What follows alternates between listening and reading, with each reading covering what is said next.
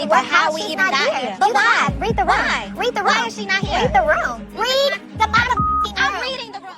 Hey y'all, it's me, Tony, and I'm back with a new video. I need y'all to read the MFN room and like and subscribe.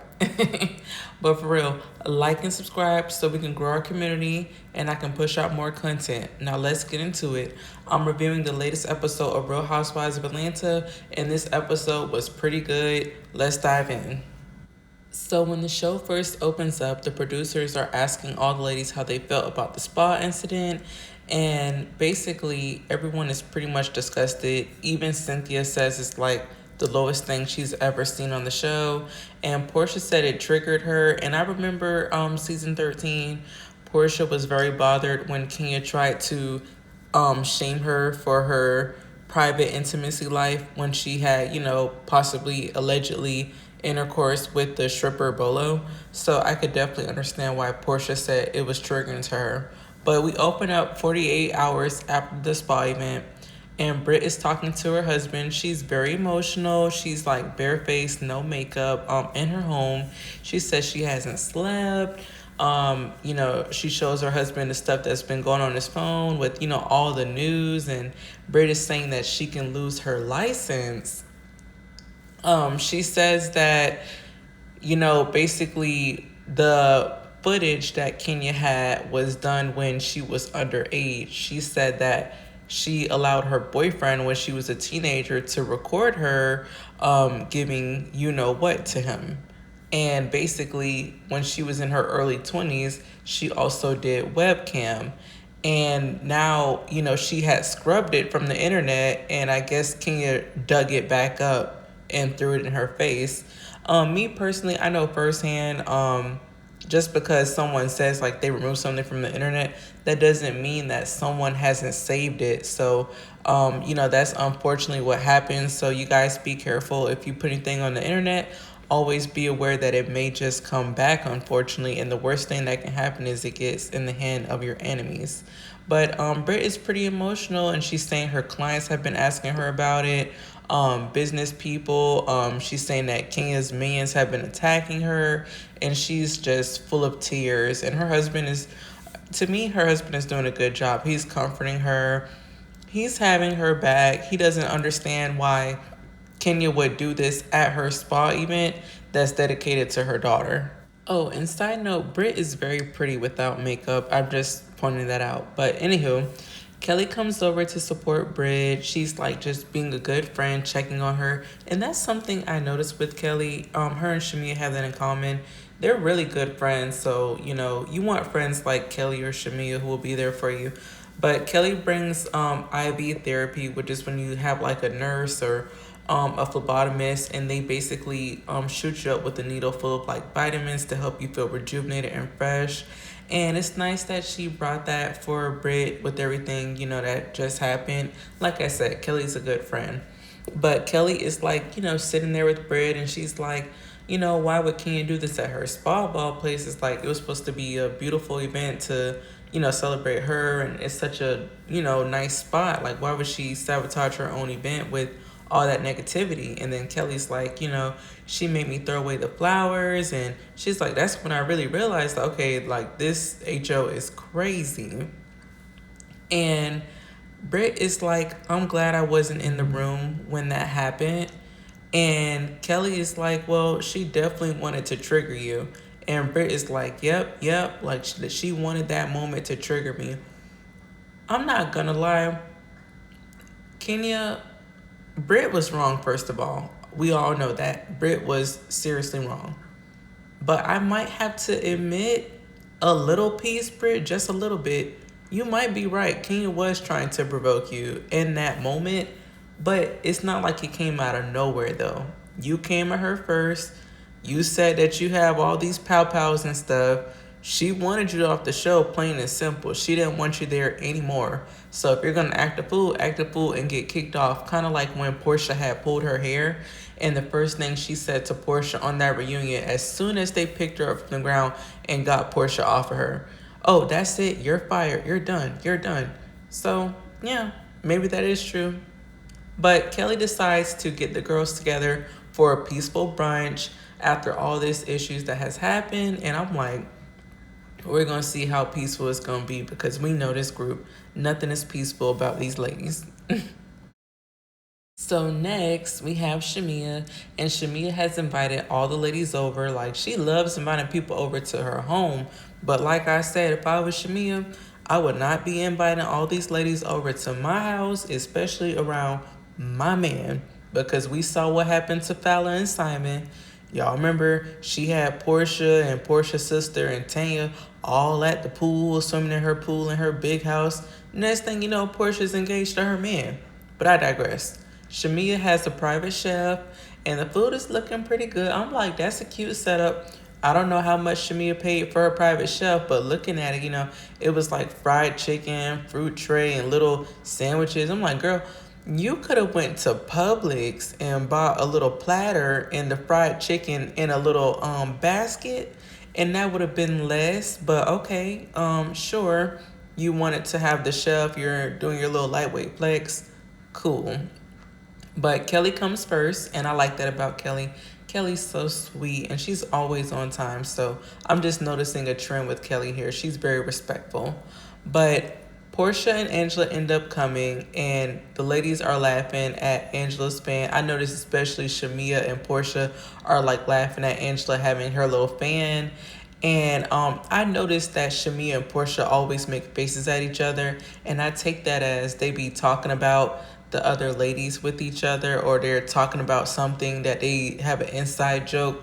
So I can tell that they had been laughing and noticing that Angela has been carrying a mini fan around lately.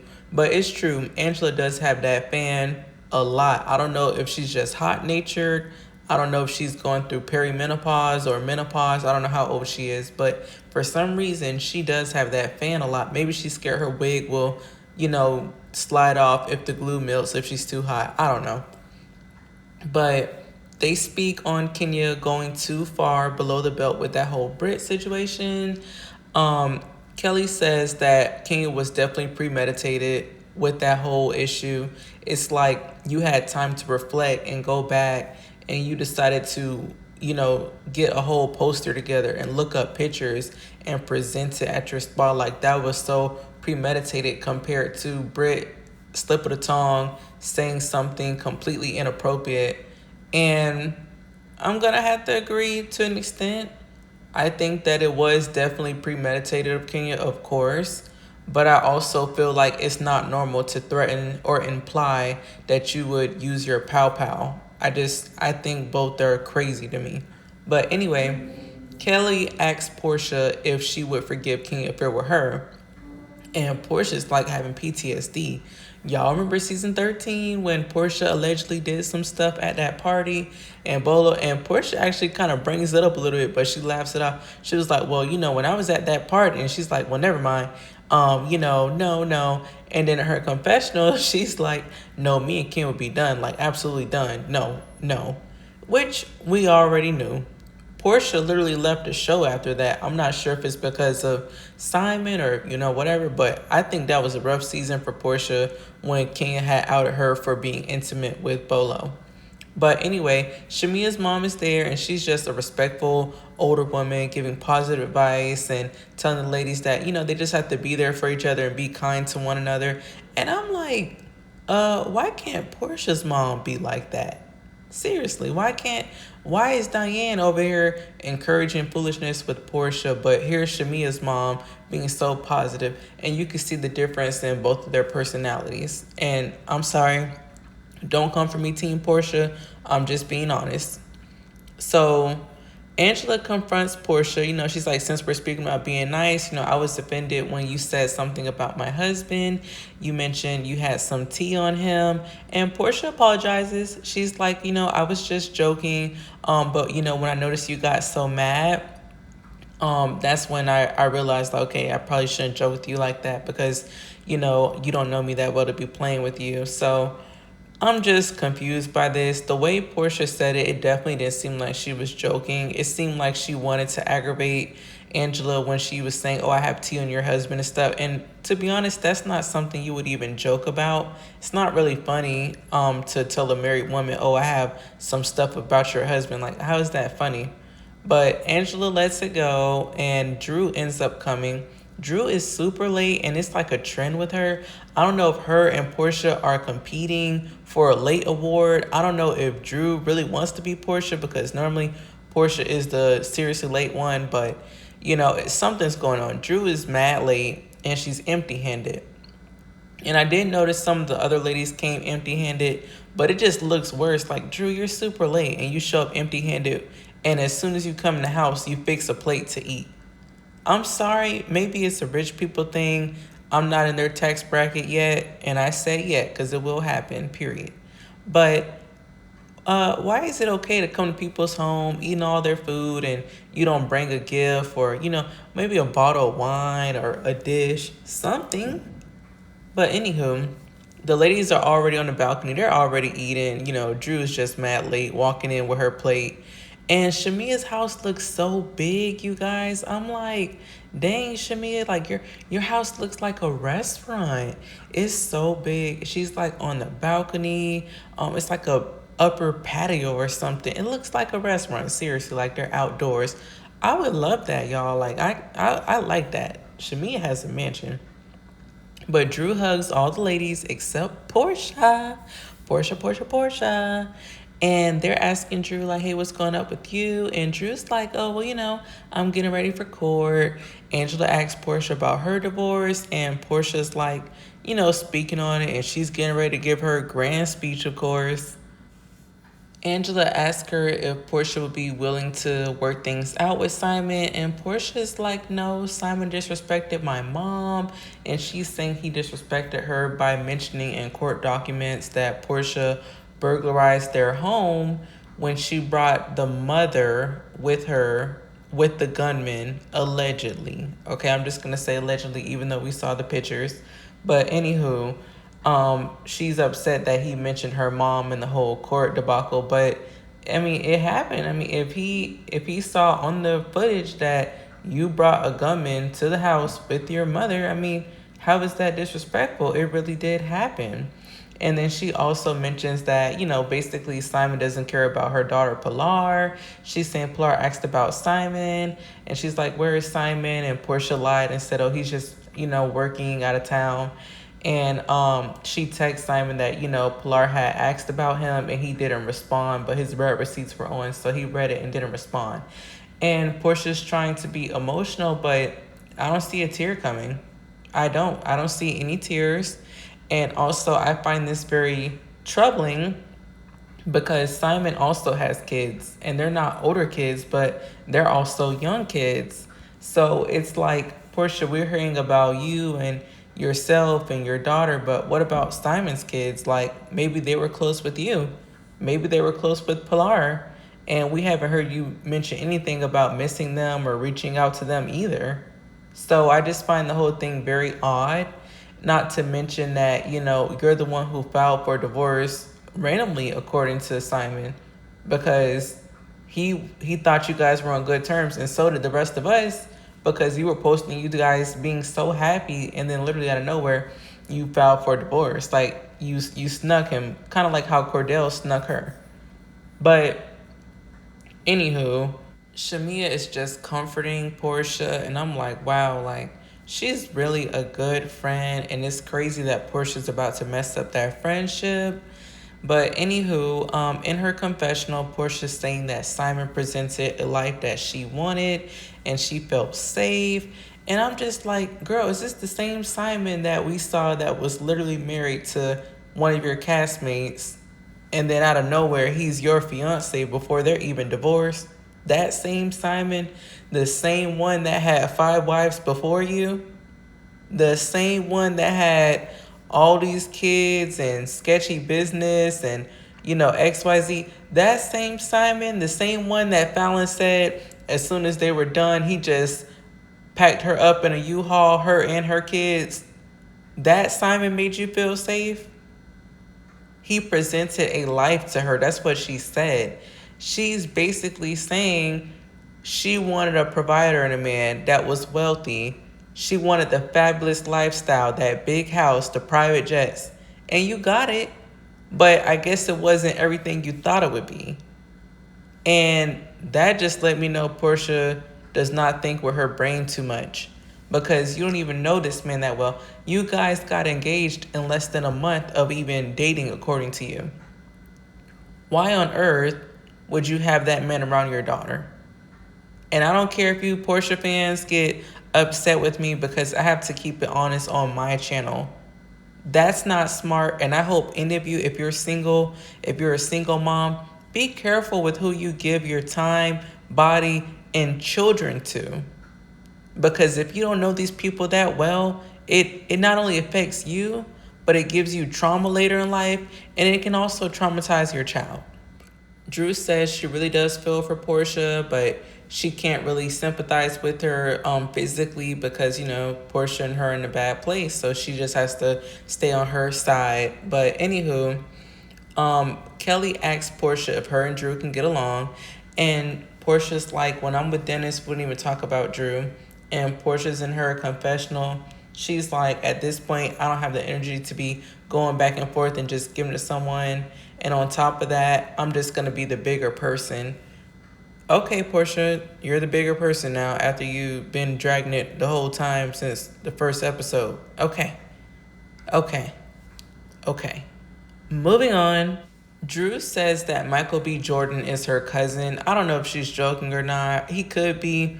But then again, Drew's always playing or acting, playing, lying. We just don't know. And Shamia makes a joke with Porsha, like, oh, you might have to drop that beef with Drew, you know, Michael B. Jordan girl. And they just burst out laughing. And Porsha's like, the way she's laughing is like, yeah, like she would get with Michael B. Jordan. But it's funny because I remember a while ago, I saw that Porsha had mentioned that a famous celebrity with a B in his name, the full name, like there's a B letter in there. She was saying that he had reached out and was in her DMs, and a lot of people felt like she was talking about Michael B. Jordan. I don't know if it was him, but a lot of people assumed that that's who she was talking about, but she wouldn't confirm if it was him or not.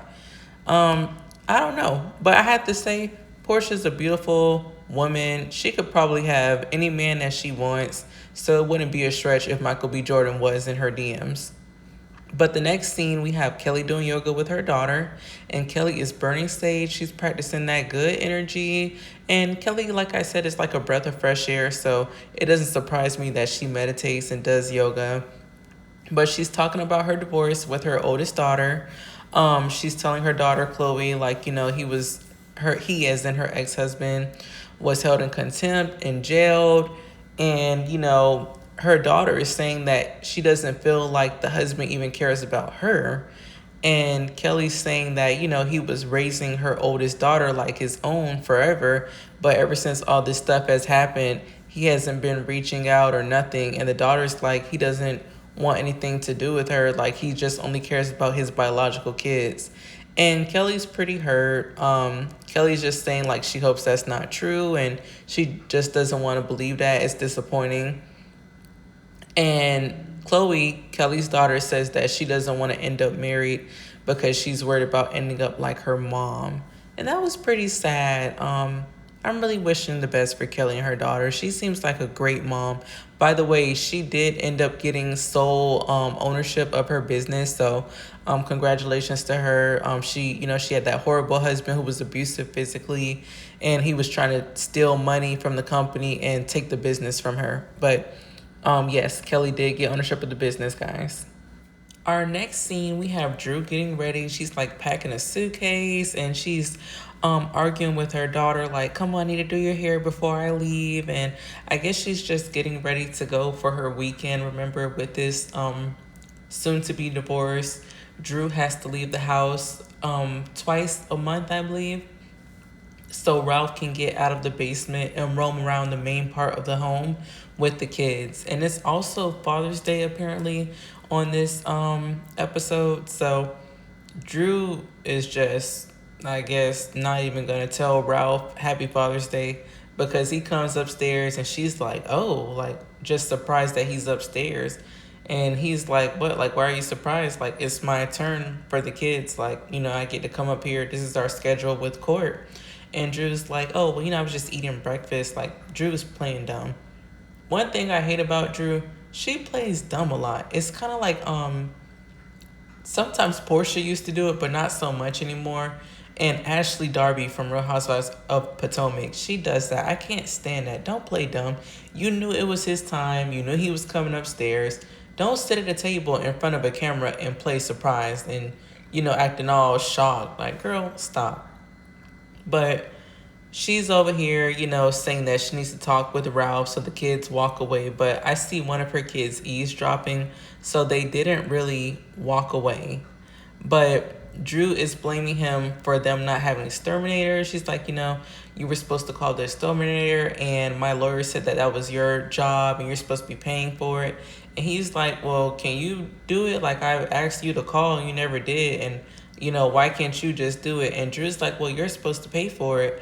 And Ralph is like, well, why are you so overwhelmed with paying for stuff when I'm the one that pays all the bills in the house? I literally pay for everything. So how are you so overwhelmed? And Drew just takes that moment and she's like, oh, I'm done. I'm done. Like, she's out of the house. She's done. She's like, I'm not arguing with you, Ralph.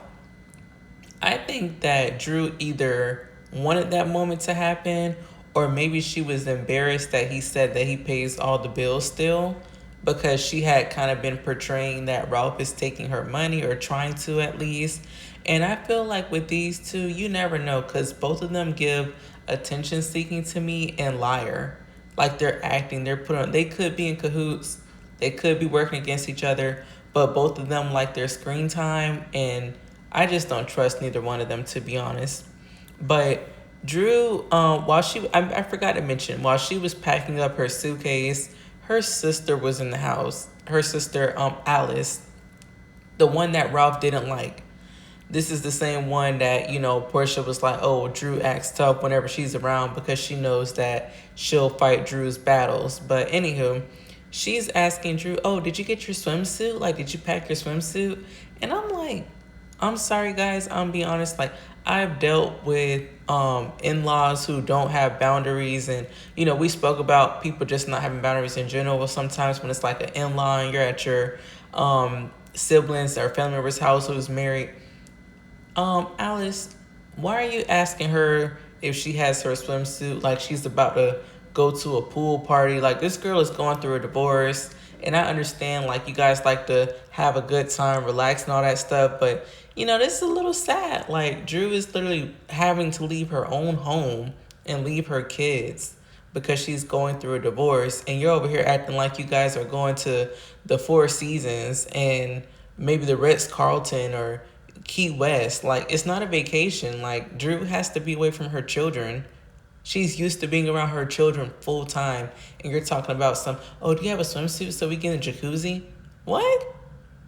But Alice gets into the car where Drew is waiting for her in the driveway. And, she's like all upset. And Alice is like, yeah, I don't know what Ralph's problem is. I don't even know why he came upstairs. What do you mean why he came upstairs? His kids are upstairs. It's their home. Why wouldn't he come upstairs? It's his time to be with the children. That's their court order. He gets to leave the basement and have the home because Drew has the home majority of the time. And I just feel like, I remember when, to be honest, Ralph and Drew have never had a perfect relationship. Let's just be clear. But I remember when they first came on, and Ralph was worried about Drew's sister getting out of that mental facility and coming back around and, them having issues in their marriage. And it seems like as soon as Drew's sister is back, these issues just, to the point of a divorce and to the point where the first person who's always around is Alice. Why is Alice even in the house, in my opinion? Like, you can come over to visit, but why is it to the point where you're basically living here and you're packing bags too because it's time for me to leave my house? No. How about I pick you up and we hang out together? Why are you living here? Ralph can't even live in his own house in the main part, but your sister can? I don't know. But I've seen overbearing families and I've seen people without any boundaries. And I'm telling y'all right now, those two don't have no boundaries. That's why whenever Drew has conflict, Alice jumps in. It don't matter who the beef is with. It don't matter if Drew is working on a TV show. Alice is gonna jump in and defend Drew because they have no boundaries. So next up, we have Shamia meeting with RL, who's a popular singer, songwriter, and producer, and she actually got hooked up with him musically through Lena Hugs. And if you guys remember Lena, she's like this girl that hangs out with most of them. She hangs out with like Shamia, Candy, and I never knew that that was her husband. But anywho, Shamia invites Angela and Drew over to the studio with her and RL so they can hear Shamia's music.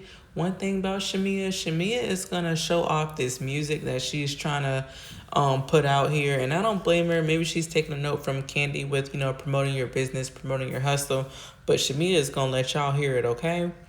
Now, Angela mentions how Porsha shaded Shamia's music. And Shamia admits that it was kind of hurtful and sad because she's always a cheerleader to Porsha. And she's like, Porsha was talking over the music. She wouldn't even let anyone hear. Like, no one could even hear the music because Porsha was talking over it. And she says that she did confront Porsha after it happened, but we didn't even see that happen on camera. So it's like, Shamia, this is why people confuse you as a lapdog. You're supposed to correct Porsha on the spot when she does something to you. You don't just wait until you guys are in the corner and then, oh, well, you know, I didn't like it, or, you know. But no, like, you need to correct someone on the spot. And I'm not saying you have to do it in a nasty way, but you can check your friend respectfully, you know.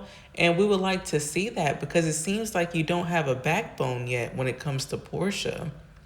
But Angela is saying that she hopes that Porsha can reciprocate the loyalty that Shamia gives her. And Shamia admits that she's a people pleaser. And is that a shocker? No, because we have been saying for years, if you go back on one of my old videos, I did a whole timeline of all the things that Porsha had done to Shamia on the show.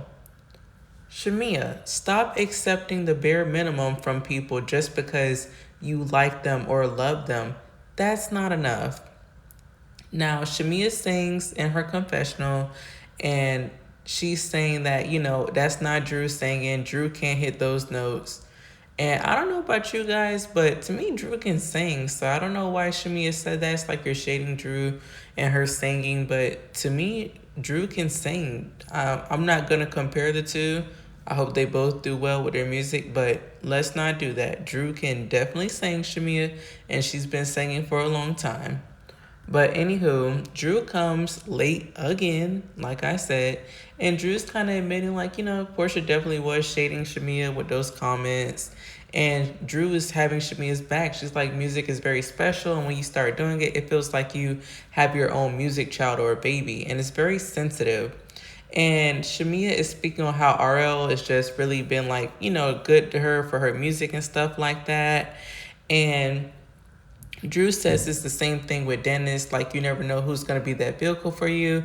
And she feels like it's going to be a blessing on the other side as far as Dennis and Porsha, because the money will help pay for their daughter's college, as in Porsha's daughter's college fund. That's what she said Dennis was saying. Now, Shamia, like, clears her throat and sittens up. She's sitting up. She's like, hold on. Like, you know, I know for a fact PJ's college money is already saved up. And Drew is like, oh, well, maybe snack money. Okay, Drew. Now, look, we have been defending you when it came to Porsha stepping on your neck, but now I'm starting to see the little passive comments you make. Why would you think your music is going to feed Porsha's daughter in a sense where it's like that impactful? Are you crazy? But anywho, next scene. Our next scene is Porsha and Shamia meeting up for a lunch outing. They're having like drinks, a little snack, and it's like an indoor mini golf spot. So it's pretty cool. Next time I come to ATL, I think I want to go there because that did look fun. But Porsha's in her confessionals mentioning her divorce again. She's saying her life got flipped upside down in a matter of seconds due to the divorce. And here I am confused again. Porsha, you filed for a divorce. It's not like you were blindsided. You filed. So how did your life get flipped over in seconds when, or how was this a shock? Like, You knew you were gonna foul. But anywho, y'all know y'all be eating up Porsha and whatever she says for some reason. Um, Porsha says that her therapist suggested that she focus on herself. I find that kind of funny. I'm not sure if the therapist said it exactly like that, but that's what Porsha said. We know she's not good at playing telephone. The therapist told you to focus on yourself. Okay. It looks like you always focus on yourself. But Shamia says that she doesn't want to confront Porsha right now because Porsha's going through a lot. And, she is a people pleaser. So she feels like she can't, hold Porsha accountable right now or say what she needs to say. And I'm just like, okay, Shamia, hey, you know that you're a people pleaser. You keep saying it. You keep admitting it. You keep saying how hurt you are by Porsha, but you don't want to say anything. Okay. Well, Porsha jokes about them getting older. Porsha's like, when you're in your 40s, things start hurting. Out of nowhere, my hips were hurting. And Shamia laughs and she brings up Angela's fan. And remember, I said earlier in this episode review, I mentioned that Porsha and Shamia were making faces at each other when it came to Angela and her fan. And these girls just cackled so hard. They were laughing about Angela's little fan and, menopause and whatnot. And I'm like, does Porsha and Shamia need a mirror? Like, you guys may look young, but you guys are in the same age bracket. You guys are both over 40. You guys are technically heading in that perimenopausal age. And it won't be long until you actually are in real menopause. So I don't know why it's funny for women to laugh at other women when it comes to age. And before y'all say I'm a bitter Betty or something, trust me, I'm not. I'm definitely not bitter when it comes to age. I'm not even older yet. But I just feel like it's lame when other women make fun of women for aging. Like, that's life. Like, we all go through menopause. We all have certain things that we're going to go through with age. And I just think it's corny to, laugh at someone about little things like that. It just shows to me that Porsha and Shamia both, even though I do like Shamia and I like certain things about Porsha, they can be very immature and they act immature. So it's not really a shock. But anywho, Shamia asks Porsha about, Drew and Dennis filming, and Porsha's like mad about Dennis still filming with Drew and thinking that it was okay. She says that Dennis said that Drew wanted to film, but he didn't film with her. But production shows us that he did, in fact, film with Drew just days after Porsha had that speech with him about, if you film with Drew, this is affecting our family. And, if you get in the cameras with her, it's going to be a problem with me and you. And Porsha's like, she doesn't need to tell him what to do, but he needs to do it for his family. And I'm like, family? Do y'all remember when Porsha had her little spinoff, the Porsha's Family Matters or something? Porsha literally told that man, you're not my family. You're just Pilar's dad. My family is Simon and Pilar now. Okay, now he's your family when you want him to do something that you want him to do or not do. He's family when you want to control him. And a lot of you guys are confused. You guys think that's love. That's not love. Control is not love, okay? Porsha doesn't want Dennis. She just wants to be able to control Dennis. If Dennis had a wife or a girlfriend, Porsha would be pissy because she's used to having that number one spot to boss Dennis around. And that's why she had conflict with his mom, because both of them were fighting for that spot to be the number one lady who makes all the decisions in Dennis' life. Shamia mentions that she wants to grow her family, and she asked Porsha about her embryos. If y'all didn't know, Porsha and Simon were going to expand their family via surrogate, and this is some tea that I had been heard before the season even filmed, but this was right before the whole divorce thing came up. And I guess they ended up just getting the embryos destroyed, but they literally had embryos ready, literally Simon and Porsha's DNA mixed up together to make children. And Shamia makes a joke did Simon put a cease and desist on the embryos? We all know Simon's been putting cease and desist on Porsha filming in the house, and the items and all these things. And I don't know, to me, and again, I'm just being very fair. I hop on everyone's case, okay? Shamia, that was a little bit insensitive, like just a little, you know. She has literally children that are labbed up, mixed up together, ready to grow. And you're making a joke about Simon putting a cease and desist on it. That was a little insensitive. And Portia's like, no, we have other things to handle more importantly first, like legally wise. And to me, that was a little bit uncomfortable because the only things that you guys have to handle legally is you getting out of that house. You're not entitled to any money. The prenup was pretty strict. All the prenup says is that Portia can stay in the house until the divorce is done. But it's in Simon's name, so Portia isn't getting any money from the house, no anything.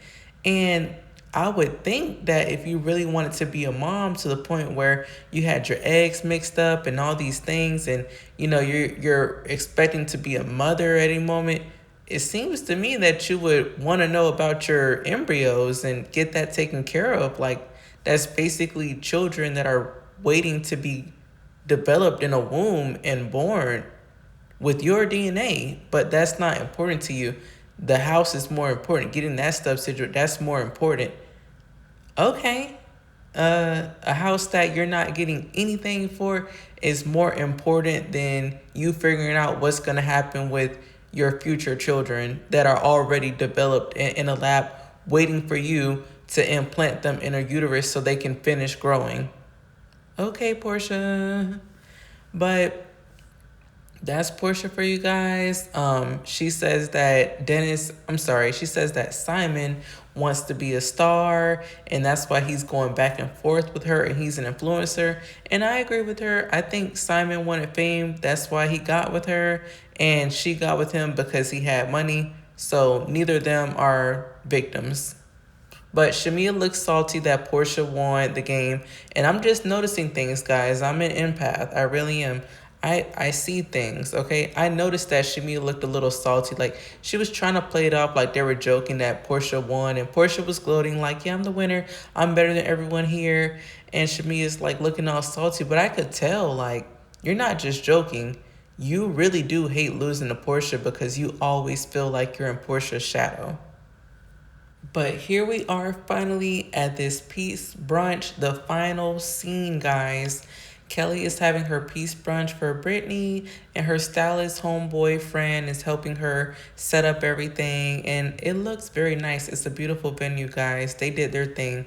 Kelly cooked the food. She provided the chicken and waffles from her restaurant, or I think she cooked it, she said. And I'm like, Kelly is that girl. Like, she's not playing. She's over here giving you guys free meals and this and that. Like, I love that, Kelly. Thank you for bringing back the hosts in Atlanta and people with money who don't mind her and Shamia, because for a long time, I don't remember anyone doing that. Even our girl, Porsha, I don't remember Porsha hosting a lot of things either. And I recall ladies on the show saying Porsha was pretty cheap. She didn't like hosting events and paying for people's food. But anyway, Porsha calls Kelly and says that she's not coming. She's sick, and her daughter got sick first, and she should have taken something when she knows her daughter was sick. Kelly says, okay, well, take all the meds, take everything you need, but just don't take nobody else's man. And I'm sorry, I know people like Kelly who are just funny and loud and just say whatever they want. To me, it was funny, but I know some of y'all are very sensitive. Y'all aren't going to like it, but I thought it was a little funny. It just was funny to me.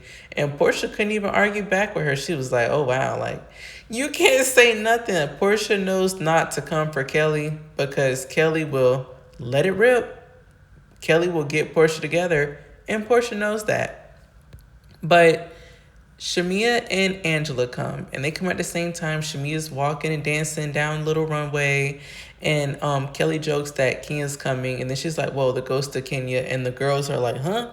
Like, like they know Kenya's not supposed to be there. But it's a beautiful venue. When I come to Atlanta, hey, if I ever lived in Atlanta and I'm like pregnant or something, I get to have like a baby shower, I want it there. It was like a beautiful outdoor venue. But Kelly shares with the ladies that her husband is out of jail and he owes child support and he's only made one payment. And all of this has been extremely hurtful for Kelly because her divorce news is all online. It's just, hurtful. And Angela is hot again for some reason. She whips out that fan. She's like, I'm sorry, guys, like, this dress is hot. Like, Angela's just, I don't know, like, she's burning up. She whips out that little mini fan and she's cooling herself off. I'm like, oh my God, like, Angela, I just feel so bad for her. And at this point, if it's perimenopause or menopause, Angela, it's okay. Just go to the doctor and they can give you something for your hormones. But if it's not, find out what it is, because you just seem like you're miserable all the time. And you're not going to live down these menopause rumors if you don't handle that. But Drew comes late. Like I said, always late, Drew. Here you go. And then finally, Brit comes, the lady of the hour. Shamia asks Brit, how are you? And Brit's like, I'm okay. The hard part is over with. And Kelly's telling Brit, like, the other ladies have spoke with Kenya and, maybe it's time for them to hear your side. And Brit is like irritated. She's like, oh, so you guys spoke to Kenya about her feelings? And Drew and Andrew are like, yeah. And you could tell that Brit is so frustrated. Brit, you can't control who they talk to, okay? Did you forget how this whole thing started? You were out of pocket first, girl. But Shamia says that Brit told her that she lost her insurance license. And Angela's like, based on what? And Brit snaps. Snap like the way she snapped on Kenya that night, okay? Well, not all the way on that level, but she just went completely left field. She was like, what do you mean? Are you confused? Do you understand what's going on? And Angela's like, hold on, wait a minute. Like, what's up with the energy? I'm also licensed. I'm licensed insurance. And they can't just take your license without there, being actual cause. Like, what is the cause? And Brit is like no match for Angela because Angela is making sense. So Brit interrupts her. She holds her hand up like she's pausing her. She's like, oh, well, today is about me.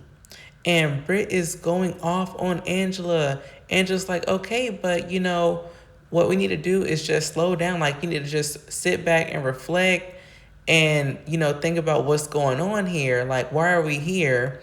And then Brit is just like, read the MFing room. Read the MFing room. I'm just like, huh? Brit calls Angela slow. She's putting her face in she puts her hands in Angela's face. And I'm just like, this girl done lost it. You done lost your damn mind. When you get your Brit damn says mind, that Angela is slow and it's just too much, okay? Kelly asks Angela, can you just switch seats with me just to prevent things from getting worse and escalating? Shamia's like, let me ask the questions, okay? How did you lose your license, Brit? And Brit's like, oh, well, I'm under investigation. You know how she talks, like, I'm under investigation. Like, I'm sorry, that was mean. I didn't mean to say that. I'm sorry, Brit. But Brit is like, you can't lose it right away. And Angela says, that's what I thought. And Brit snaps again. She's like on 10. Like, it's just, I get it, you're going through a lot, but it's just bring it down a notch or 3. And she's like, what was that? What did you say, Angela? And Angela's like, I said I thought so. That's exactly what I thought. And Brit is like, oh, well, you need to just twirl out of here. What? And Drew is like, is Kenya here? Like, Drew's laughing at this point because why are you saying twirl? The only person that says twirl is Kenya, okay? And it's just weird that you would even say that. You shouldn't even want to say the word twirl. Nothing affiliated with Kenya at this point. And Brit is annoyed that Drew is laughing. Like I said, Brit is on 10. And she's like giving Drew the mean energy right back. And she's like, oh, no, Drew says that's nasty work. And then Brit is like, no, what Kenya did is nasty. And that's why she's not here. And no one wants to talk about it. And Drew's like, okay, well, I feel like Kenya took it too far. But, once you guys are both able to admit that you're wrong and, can take some owning to it, I think we'll be in a different place. And Brit is like, well, I already admit my wrong. Child, Brit is pissed, okay? She's pissed, and she wants all the ladies to just have nothing to do with Kenya at this point. Now, me personally, I feel like that would have been the case if you didn't start it first and if you didn't hit low before the belt. Like, they're probably wondering why you weren't removed either, because you did cross a line, a huge one.